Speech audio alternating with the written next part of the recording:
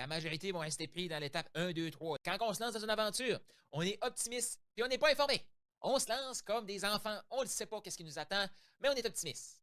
Et là, on commence à se former, on commence à avoir des résistances. On se remet en doute. C'est difficile. J'aime pas ça. Mais on continue. On continue jusqu'à la vallée du désespoir. Là, on se remet en doute. Est-ce que je vais être vraiment capable? Puis pire que ça, parce que souvent, à cette étape-là, on a abandonné. Et quand on a abandonné, voici ce qui se passe dans notre tête. On est en train de se justifier que notre vie d'avant, c'était pas si pire. De quoi je me plaignais dans le fond. Mais il est trop tard parce que la vision que Dieu a mis sur ton cœur, la flamme qui bouille en dedans de toi, le potentiel qui est là, va créer une énorme anxiété. Mais je te dis, l'humain est très résistant à l'anxiété. 95% de la population vont vivre dans ce stade-là. Il retourne à l'étape 1.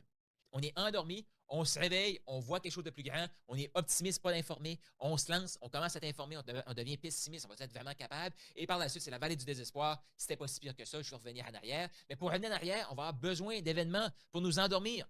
C'est là qu'on va souvent, les gens vont tomber dans la malbouffe, une série Netflix une après l'autre, ils vont tomber dans la drogue, dans l'alcool, sexe, ils veulent s'endormir, ils ne veulent pas vivre ces émotions-là.